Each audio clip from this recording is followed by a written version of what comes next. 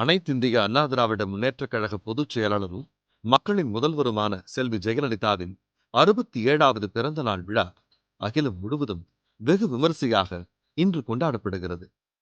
நிகரற்ற நினைவாற்றலுடனும் புவிபோற்றும் புரட்சித் தலைவி செல்வி ஜெயலலிதா இளம் பிராயத்திலேயே கவின்மிகு அழகுடன் திகழ்ந்தார்.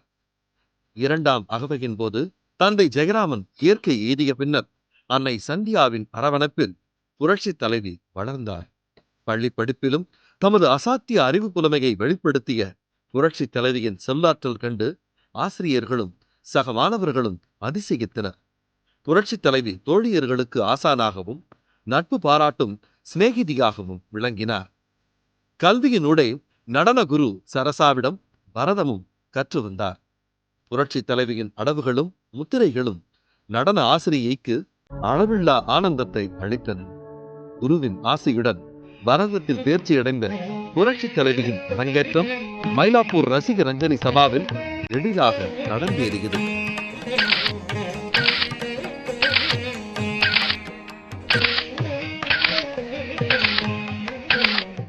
சென்னை சர்ச் பார்க் கான்வென்ட்டில் பயின்று கொண்டிருந்த போதே நாட்டியத்திலும் குரல் வளத்திலும் சிறந்து விளங்கியதால் ஆசிரியர்கள் மாணவர்களிடையே செல்வாக்கு பெற்றவராக புரட்சி தலைவி திகழ்ந்தார்.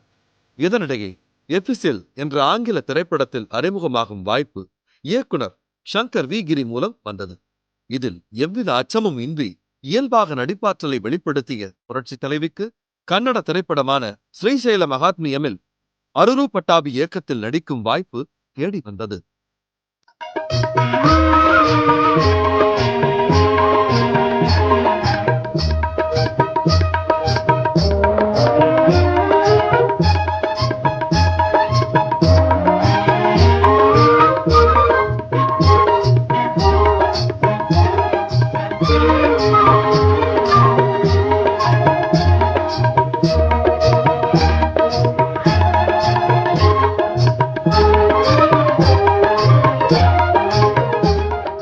இதைத் தொடர்ந்து திரைப்படத் துறையில் பல்வேறு இயக்குநர்களின் நடிப்பில் பணியாற்ற அழைப்புகள் வந்தபோதிலும் இயக்குனர் BR பந்துலு இயக்கத்தில் சின்னாட கொம்பே என்று பெயரிடப்பட்ட கன்னட படத்தில் முதன்முறையாக நாயகியாக புரட்சி தலைவி அறிமுகமானார்.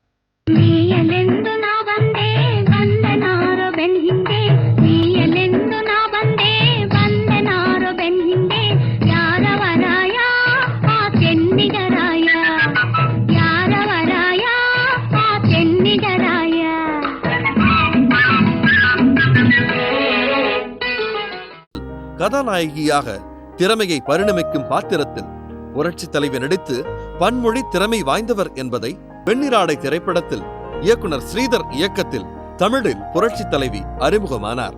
இப்படம் வெளியானபின் புரட்சி தலைவியின் புகழ் 8 திக்கும் பரவியது. இதனையடுத்து புரட்சி தலைவர் எம்ஜிஆருக்கு இணையாக 1000ல் ஒருவன் திரைப்படத்தில் நடித்து முத்திரை பதித்தார். காலத்தால் மாற்ற முடியாதது விண்ணும் மண்ணும். அந்த விண்ணும் மண்ணும் விஞ்சும் வண்ணம் ரசிகர் நெஞ்சங்களால் மறக்க முடியாதது. புரட்சி தலைவரும் புரட்சி தலைவியும் முதன் படத்தில் இடம்பெற்ற காட்சிகள் இன்றளவும் மக்கள் நெஞ்சங்களில் சிம்மாசனமிட்டு அமர்ந்திருக்கின்றன. கன்னித்தாய், முகராசி, தனிப்பிறவி, சந்திரோதயம், தாய்க்கு தலைமகன், அரச கட்டளை, காவல்காரன், குடியிருந்த கோவில், காதல் வாகனம், கணவன், கண்ணன் என் காதலன், ஒளி விளக்கு, ரகசிய போலீஸ் 115, நம் நாடு, மாட்டுக்கார வேலன், அடிமைப்பெண், என் அண்ணன், குமரிக்கோட்டம், ஒரு தாய் மக்கள், நீரும் நெருப்பும், அன்னமிட்ட கை, ராமன் தேடிய சீத்தை, பட்டிக்காட்டு பொன்னையா உள்ளிட்ட திரைப்படங்களில் புரட்சி தலைவருடன் புரட்சி தலைவி இணைந்து நடித்தார். பன்மொழி புலமை வாய்ந்த புரட்சி தலைவி ஹிந்தியிலும் தனது முத்திரையை இசட் திரைப்படத்தின் மூலம் பதித்தார்.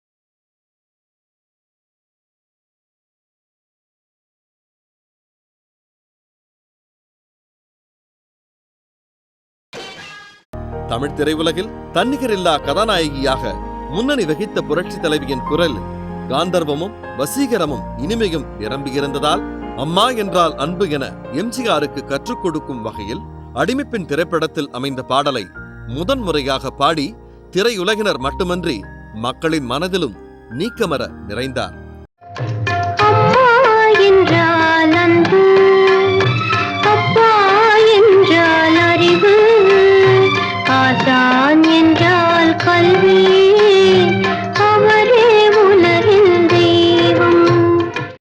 திரையுலகில் கலைச்செல்வியாக வலம் வந்த புரட்சி தலைவி அடுத்தடுத்து சூரியகாந்தி, வந்தாளே மகராசி, வைரம், அன்பை தேடி, திருமாங்கல்யம், உன்னை சுற்றும் உலகம் ஆகிய திரைப்படங்களில் உள்ளத்தை கொள்ளை கொள்ளும் பாடல்களை பாடி கலைத்துறையில் புதிய பரிமாணத்தை வெளிப்படுத்தி தமிழில் பட்டிக்காடா பட்டணமா மற்றும் சூரியகாந்தி ஆகிய படங்களுக்காக இருமுறை சிறந்த நடிகைக்கான பிலிம்பேர் விருதுகளை பெற்றுள்ள புரட்சி தலைவி ஸ்ரீ கிருஷ்ண சத்யா என்ற தெலுங்கு படத்திற்காகவும் பிலிம்பேர் விருதை பெற்றுள்ளார்.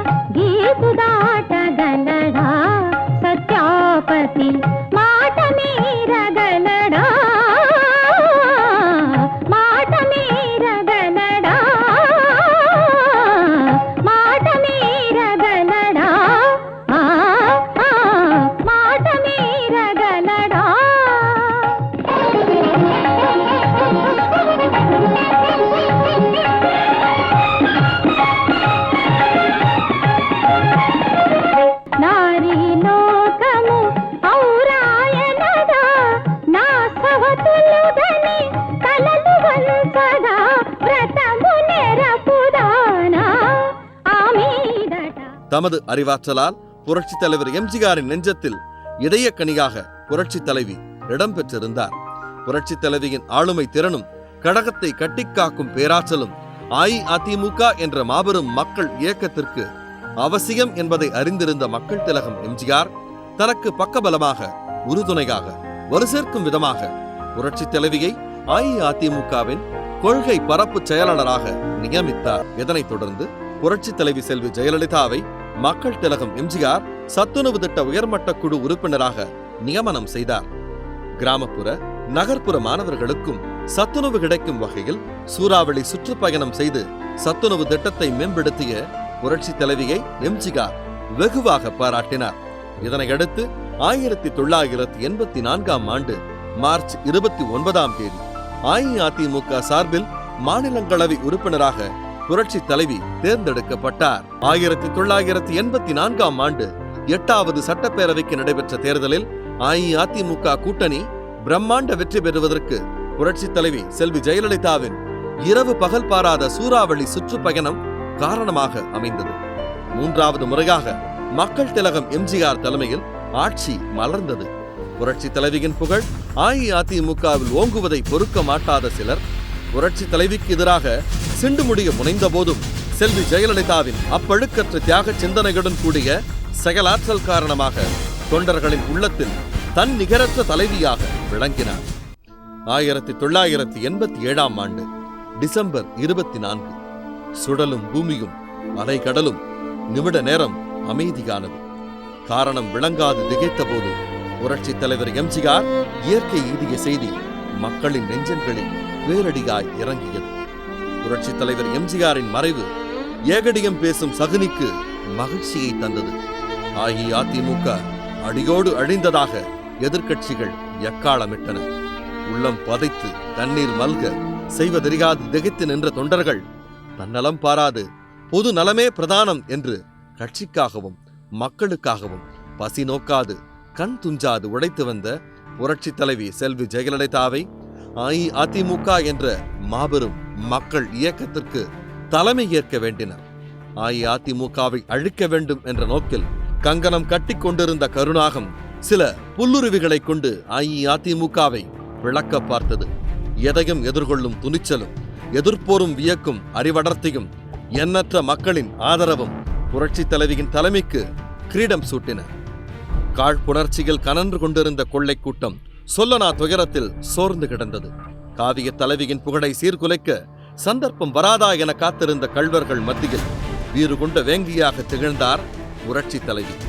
அசைக்கவே முடியாமல் மக்களின் மனதில் அவதானித்திருக்கும் புரட்சி தலைவியின் செல்வாக்கை செல்லா காசாக்க நினைத்த மோசமனம் படைத்த சதிகார சகுனி மனிதாபிமானமற்ற கொடூர செயல்களை கட்டவிழ்த்து விட்டார். சட்டப்பேரவையில் அரங்கேறியது அதர்மத்தின் ஆட்சி. மக்கள் மனம் பதைத்தது. மீண்டும் வரக்கூடாது மாபாதகனின் ஆட்சி என்று மக்கள் வெகுண்டெழுந்தனர். புரட்சி தலைவி எடுத்தார் சபதம். நீதி கேட்டு நெடுவழி நடந்தார். சட்டப்பேரவையில் புரட்சி தலைவி மீது நடத்தப்பட்ட தாக்குதல், கூலிப்படை மூலம் ஏவி விடப்பட்ட கொலை முயற்சி உள்ளிட்ட எண்ணற்ற தொல்லைகள் விஷபானங்களாய் எரியப்பட்ட போதும் சற்றும் கலங்காமல் அனைத்தையும் அஞ்சாத மனத்துடன் ஏற்றார் புரட்சி தலைவி. மனிதாபிமானமற்ற மாபாதகர்கள் வேதனைகளையும் சோதனைகளையும் கொடுத்த போதும் புரட்சி தலைவி செல்வி ஜெயலலிதா ஏழை எளிய மக்களுக்காகவும் தமிழகத்தின் நலனுக்காகவும் தாய் உள்ளத்தோடு தாங்கினார். 1988 ஜனவரி 1 அனைத்திந்திய அண்ணா திராவிட முன்னேற்ற கழக பொதுச் செயலாளராக புரட்சி தலைவி செல்வி ஜெயலலிதா நிர்வாகிகளாலும் தொண்டர்களாலும் ஏகமனதாக தேர்ந்தெடுக்கப்பட்டார். இருவேறாக பிளவுபட்டிருந்த கட்சியை ஒரே குடையின் கீழ் கொண்டு வந்த புரட்சி தலைவி சென்னை முதல் கன்னியாகுமரி வரை தமிழகத்தின் பட்டி தொட்டியெல்லாம் சுற்றுப்பயணம் மேற்கொண்டு எம்ஜிஆர் விட்டுச் சென்ற அஇஅதிமுகவின் பேரில் நீரூற்றி இரட்டை இலையை புத்துணர்ச்சி பெறச் செய்தார். கழக கொடி நாடு முழுவதும் கவின்மிகு அழகுடன் பட்டொளி வீசி பறந்தது. கழக தொண்டர்களின் இரத்த நாளங்களில் புது குருதி பிரவாகம் எடுத்தது. அல்லும் பகலும் நாட்காட்டிகளில் போட்டி போட்டுக் கொண்டு நகர்ந்து கொண்டிருந்த போது கடமையை கண்ணாக அனைத்திந்திய அண்ணா திராவிட முன்னேற்ற கழகத்தை ஆட்சி கட்டிலில் அமர்த்த வேண்டும் என்பதை மட்டுமே குறிக்கோளாக கொண்டு தூக்கம் துறந்து பசி மறந்து மக்களிடையே பிரச்சாரம் மேற்கொண்ட ஒப்புயர்வில்லா புரட்சி தலைவிக்கு மக்கள் ஆதரவு பெருகியது. 1991 நடைபெற்ற 10வது சட்டப்பேரவை தேர்தலில் தமிழகத்தின் அனைத்து திக்கிலிருந்தும் புரட்சி தேனீக்களாய் புறப்பட்ட வாக்காளர் பெருமக்கள் தங்களது வாக்குகளை புரட்சி தலைவியின் பசுமை சின்னமா இரட்டை இலையில் பொறித்தனர். தமிழக வரலாற்றில் வரலாறு காணாத அளவில் 225 இடங்களில் பிரம்மாண்ட வெற்றியை புரட்சி தலைவி செல்வி ஜெயலலிதா தலைமையிலான அஇஅதிமுக கூட்டணி பெற்றது. முதன்முறையாக 164 இடங்களில் தனி பெரும்பான்மையுடன் அஇஅதிமுக அமோக வாகை சூடியது. ஜெயலலிதா என்னும் நான் தமிழ்நாட்டு அரசின் முதலமைச்சர் என்ற முறையில் எனது கவனத்துக்குள்ளாவதும் தெரிய வருவதுமான எந்த பொருளையும் முதலமைச்சரின் கடமைகளை உரியவாறு நிறைவேற்ற தேவையான அளவுக்கன்றி ஒருவரிடமோ பலரிடமோ நேர்முகமாகவோ மறைமுகமாகவோ அறிவிக்கவோ வெளிப்படுத்தவோ மாட்டேன் என்று ஆண்டவன் மீது ஆணையிட்டு உறுதிமொழிகிறேன்.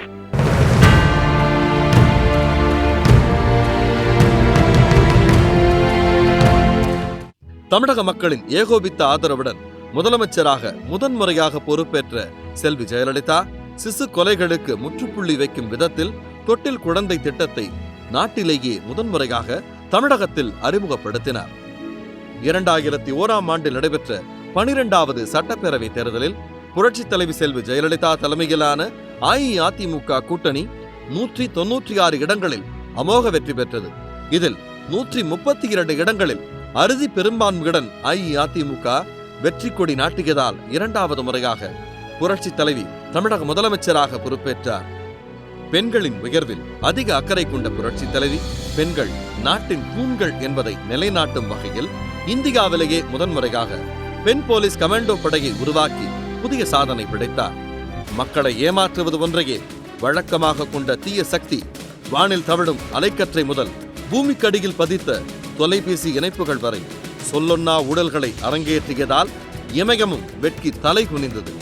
கொடுங்கோலனால் வதைக்கப்பட்ட மக்கள் மாற்றம் வேண்டி காத்திருந்த வேளையில் புரட்சி தலைவி செல்வி ஜெயலலிதா தலைமையில் திருச்சியில் நடைபெற்ற மாபெரும் ஆர்ப்பாட்டம் ஒட்டுமொத்த பாரதத்தையே திரும்பி பார்க்க செய்தது.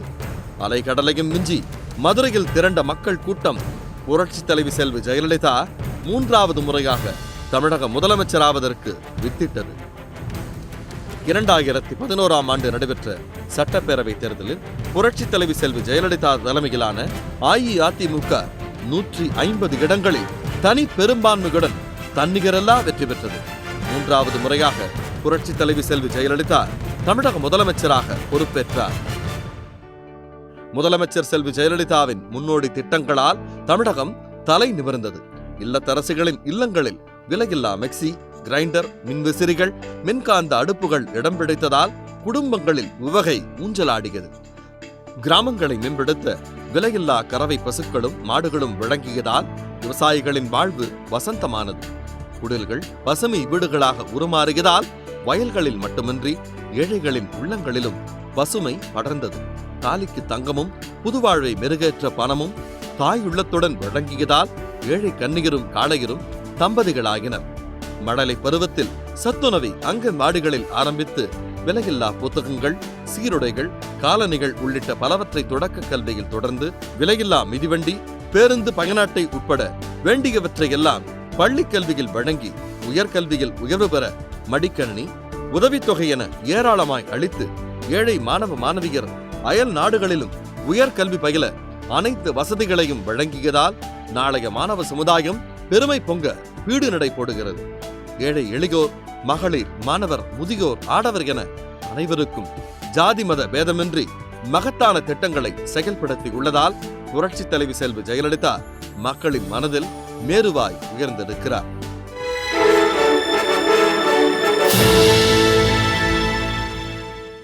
சென்னை ராயப்பேட்டையில் உள்ள அஇஅதிமுக தலைமை கழகத்தில் நடைபெற்ற நிகழ்ச்சியில் மக்களின் முதல்வர் செல்வி ஜெயலலிதாவின் பிறந்தநாள் விழா சிறப்பு மலர் வெளியிடப்பட்டது. தொடர்ந்து 67 கிலோ எடை கொண்ட பிரம்மாண்ட கேக் கழக நிர்வாகிகள், தொண்டர்கள் மற்றும் பொதுமக்களுக்கு வழங்கப்பட்டது. பின்னர் அஇஅதிமுக சார்பில் இன்று முதல் 5 நாட்களுக்கு நடைபெறவுள்ள சிறப்பு மருத்துவ முகாம் தொடங்கி வைக்கப்பட்டது. 2016ஆம் ஆண்டு நடைபெறவுள்ள சட்டப்பேரவை தேர்தலிலும் நாளை நமதே, 234 நமதே என தொகுதிகள் அனைத்திலும் அனைத்திந்திய அண்ணா திராவிட முன்னேற்ற கழகம் வெற்றி பெற்று ஒப்பாரும் மிக்காரும் இல்லாத புரட்சித் தலைவி செல்வி ஜெயலலிதா 4வது முறையாக மாண்புறு ஆட்சி அமைக்கும் காட்சி கண்முன்னே படப்பதிவுகளாய் விரிகிறது. மக்களின் முதல்வர் புரட்சித் தலைவி செல்வி ஜெயலலிதா பிறந்த நன்னாளில் அஇஅதிமுகவை 234 தொகுதிகளிலும் வெற்றி பெறச் செய்து எதிரிகளே இல்லாத நிலையை உருவாக்க சூளுரைப்போம். வாழ்க புரட்சித் தலைவர் எம்ஜிஆரின் புகழ், வாழ்க புரட்சித் தலைவி செல்வி ஜெயலலிதா, வளர்க புரட்சித் தலைவர் கண்ட இயக்கமாம் அனைத்திந்திய அண்ணா திராவிட முன்னேற்ற கழகம், பட்டொளி வீசி பறக்கட்டும் அனைத்திந்திய அண்ணா திராவிட முன்னேற்ற கழக கொடி. வெற்றியை நாளை சரித்திரம் சொல்லும், இப்படை தோற்கின் எப்படை வெல்லும்.